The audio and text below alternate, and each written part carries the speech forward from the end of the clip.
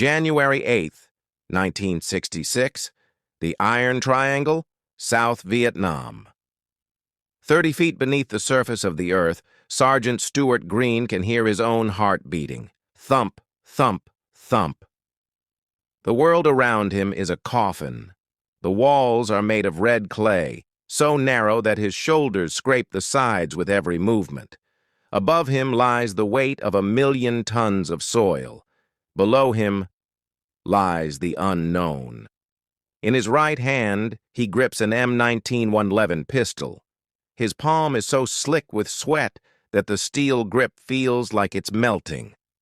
The air is thick. It doesn't smell like oxygen.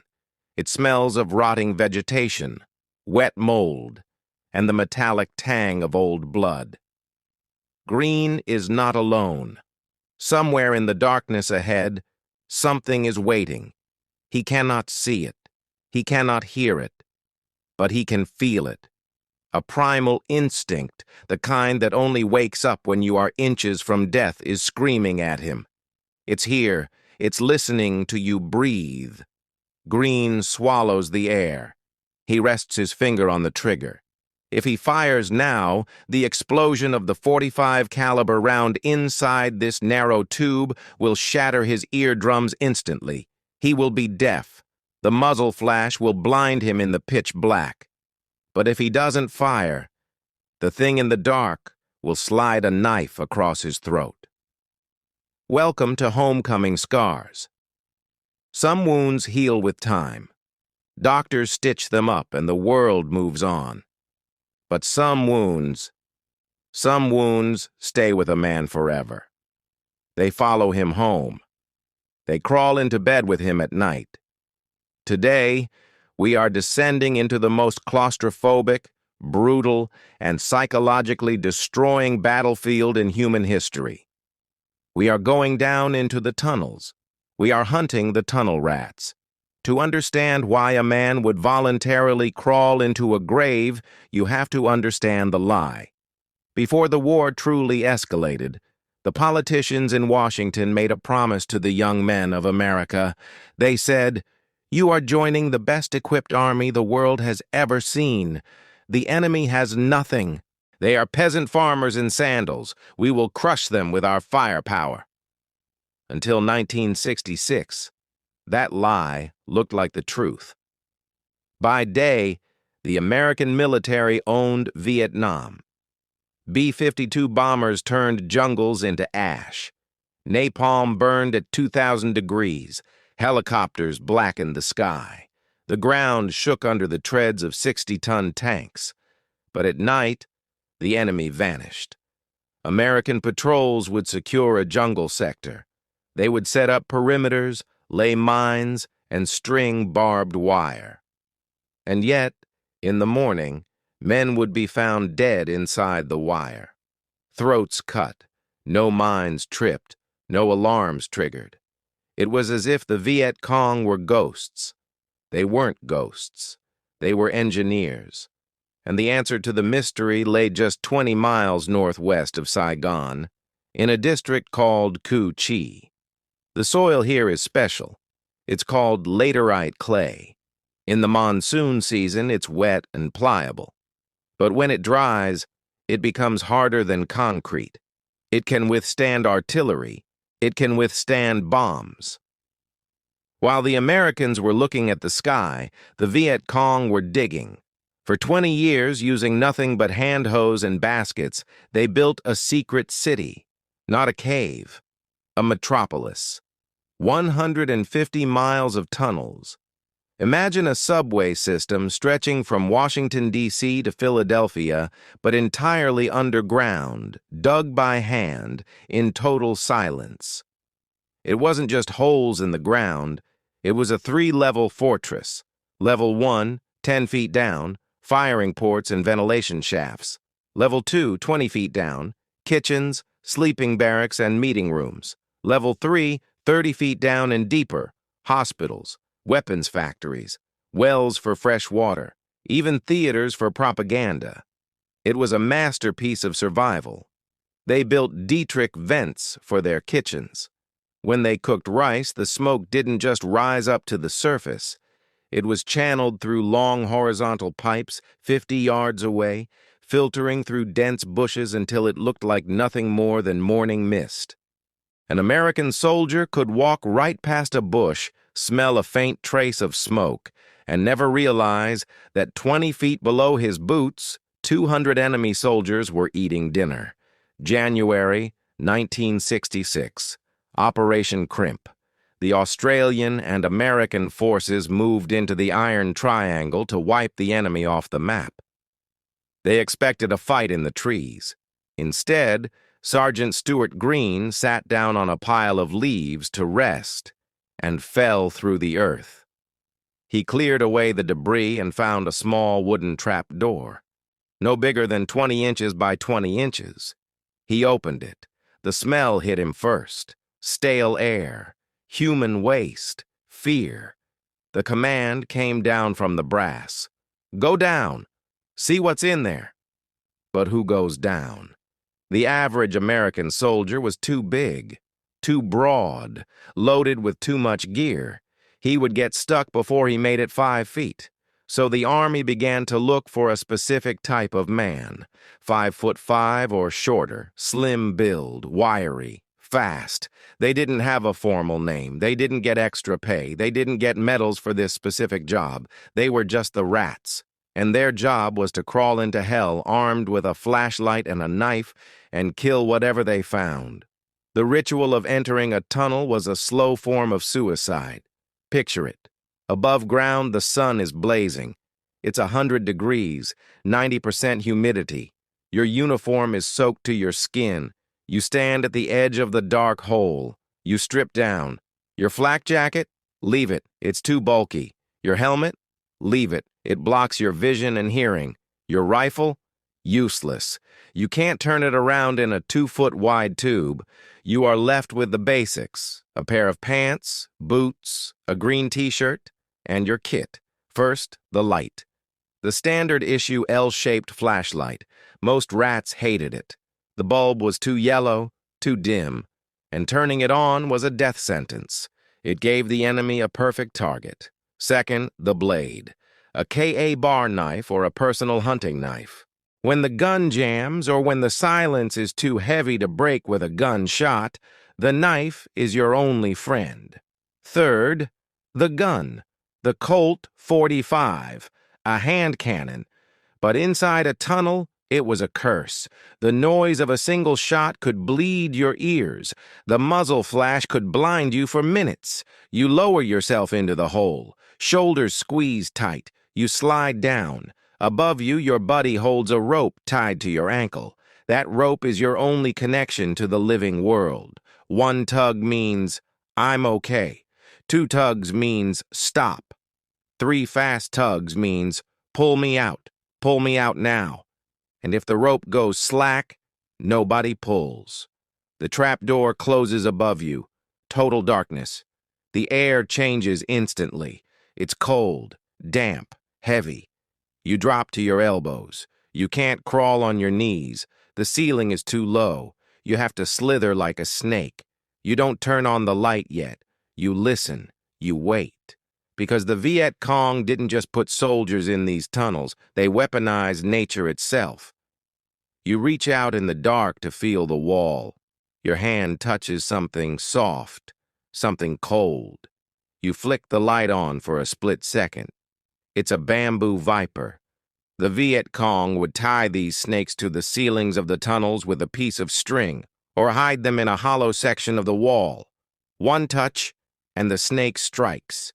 The venom is necrotic. Your face swells. Your throat closes.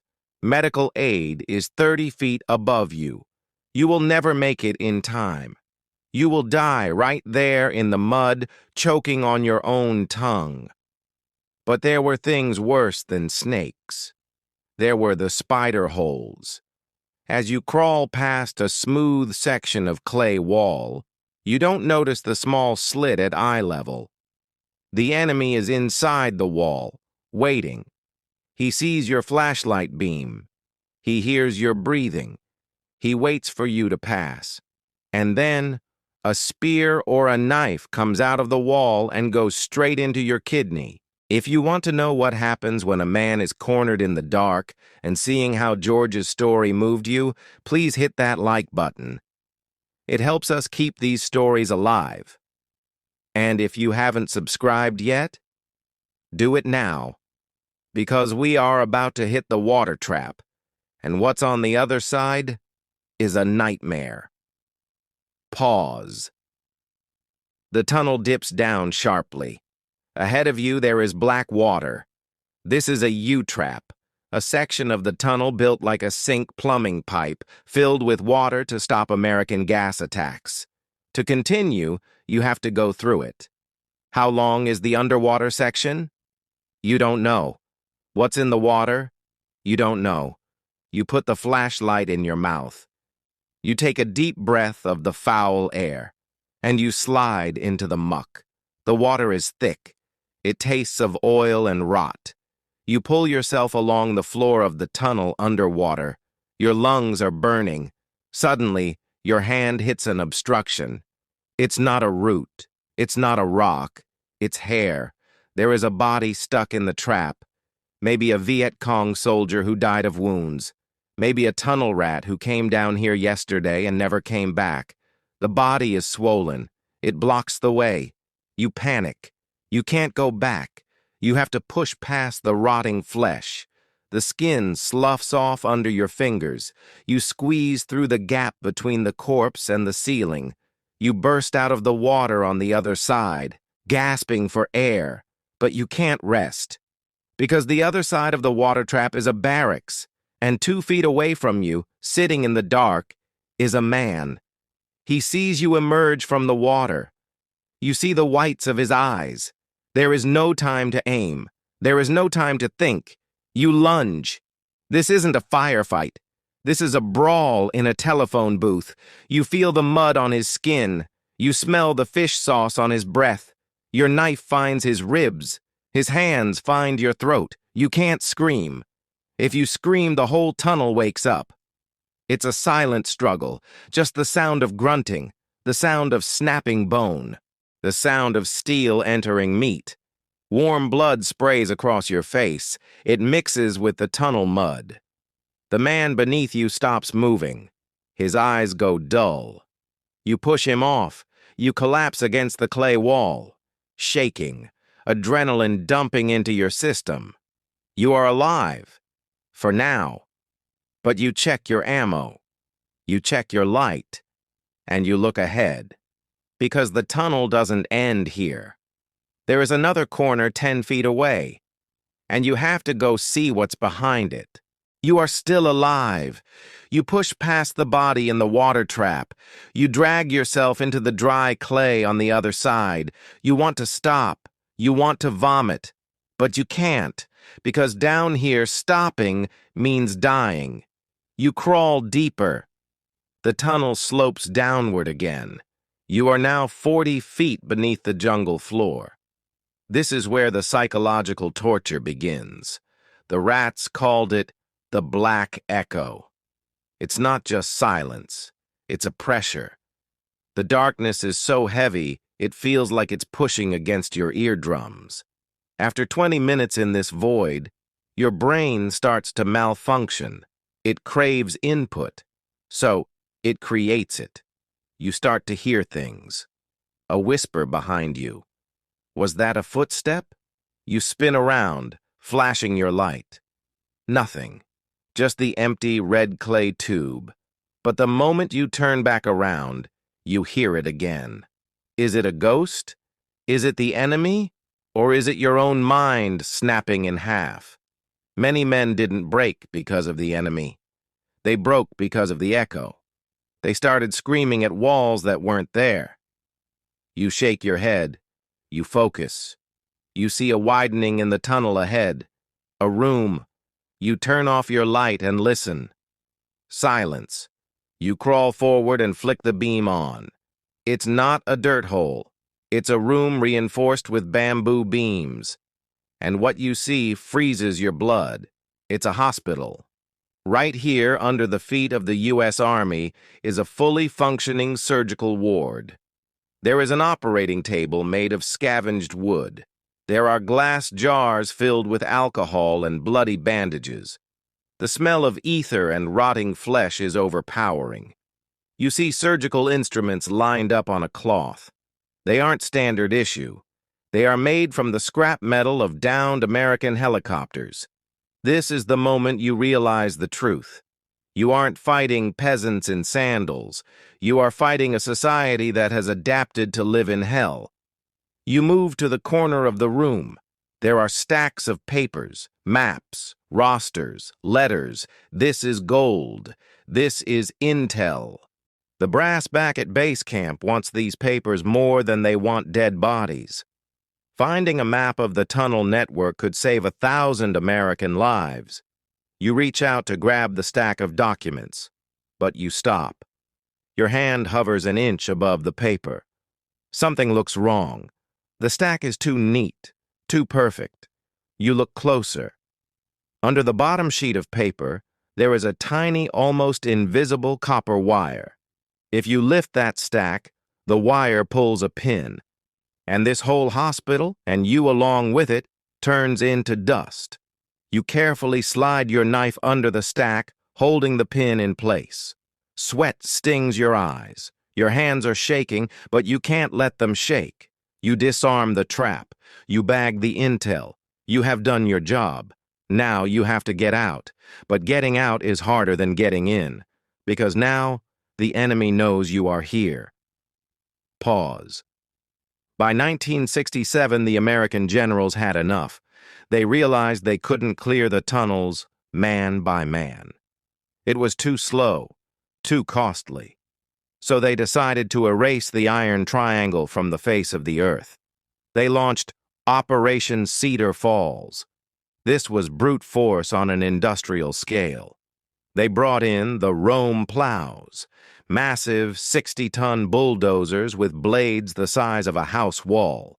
They didn't just knock down trees, they scraped the earth bare. They tore the jungle down to the red dirt. Then came the mighty mites. These were giant, high-powered air blowers. The soldiers found a tunnel entrance. They hooked up the machine. They pumped CS gas tear gas so strong it burns the skin deep into the earth. Then they pumped in colored smoke. They watched the ground. 100 yards away, purple smoke would start rising from a hidden vent in a bush. "There," the officer would say, "blow it." The engineers lowered crates of C4 explosives into the shafts. The explosion was like an earthquake. The ground rippled. The tunnels collapsed in a chain reaction. Dust rose into the sky like a mushroom cloud. The generals clapped each other on the back. "Mission accomplished," they said. "The tunnels are gone." But they were wrong. You can destroy a tunnel, but you cannot destroy the idea of the tunnel. 3 weeks after the massive bulldozers left, the Viet Cong returned. They didn't give up. They didn't leave. They picked up their hoes, and they started digging again. They cleared the rubble. They reconnected the broken passages. Within a month, the underground city was alive again. For the tunnel rats, this was the ultimate tragedy. They risked their lives to clear these holes. They lost their friends in the dark. And for what? The enemy was still there. The ground was still hostile. And the war was just getting started. But the physical war was one thing. The war inside their heads was something else entirely. Because when a rat climbs out of the hole and sees the sunlight again, he doesn't feel relief. He feels exposed. The sky is too big. The air is too open. He starts looking for a corner to hide in. He has survived the descent. But he has brought the darkness back up with him. The war didn't end when they climbed out of the hole. For the tunnel rats, the war just changed location. It moved from the red clay of Ku Chai to the quiet suburbs of America. They came home. They took off the green uniforms. They put on blue jeans. They tried to be husbands, fathers, and sons again. But something was wrong. Most people assume that after spending a year in a coffin-sized tube, these men would suffer from claustrophobia, the fear of enclosed spaces. But the reality was far more disturbing. Many of them suffered from agoraphobia, the fear of open spaces. Imagine a veteran sitting in his living room. The ceiling is 8 feet high. The windows are open. The sun is shining. To you, it looks like freedom. To him, it looks like exposure. His brain has been rewired. In the tunnel, walls meant safety. Walls meant you were covered. Out here in the open, anything can hit you from anywhere. He starts sweating. His heart races. He can't breathe. So he gets up. He walks to the hallway closet. He pushes the coats aside. He curls up on the floor and closes the door. In the dark, in the cramped space, he finally falls asleep. Some of them slept in closets for months. Some slept under their beds. Because the soft mattress felt wrong. They needed the hard floor to feel grounded.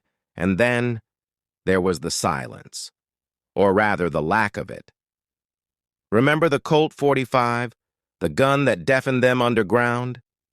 Years later, many rats lived with a constant ringing in their ears. Tinnitus. But it wasn't just a physical noise. It was the memory of the silence. In a busy restaurant, laughing with friends, a rat would suddenly go quiet. His eyes would drift 1,000 yards away. He wasn't looking at the menu. He was back in the dark, listening for a scratch, listening for a breath, waiting for the enemy that never stopped hunting him. They were ghosts in their own country. The army didn't have a special badge for them. There was no tunnel rat medal. On their discharge papers, they were listed as standard infantry or engineers. History tried to forget them. The tunnels of Coochie are still there today. But now, they are a tourist attraction. Tourists pay money to crawl through widened, well-lit sections of the tunnels. They take selfies. They laugh. They say, "Wow, it's so small." They buy souvenirs at the gift shop above the holes where boys died screaming. But the real tunnels, the deep, jagged, blood-stained veins of the Iron Triangle are gone. They collapsed under time and rain. They took the secrets of the rats down with them. We tell these stories not to glorify war. War is not glorious. It is dirty, and it is cruel. We tell these stories because the men who lived them are disappearing. Every day we lose another veteran. Another library of memories burns to the ground. And if we don't speak for them, their sacrifice disappears into the silence. Pause. Music swells emotionally. If this story shook you, if you felt the weight of that darkness even for a second, then you have a duty. Don't just click away. Hit the like button, not for the algorithm, but as a digital candle for the men who fought in the dark. You are not just a viewer. You are a guardian of this history. By watching this, you are keeping their names alive. And I want to know, where are you watching from? Are you in the United States? The UK? Australia? Does your family have a story from the war? Leave a comment below. Let's build a memorial right here in the comment section. Some wounds heal, but others last forever. This is Homecoming Scars. Thank you for watching. Stay safe, and never forget the cost of the light.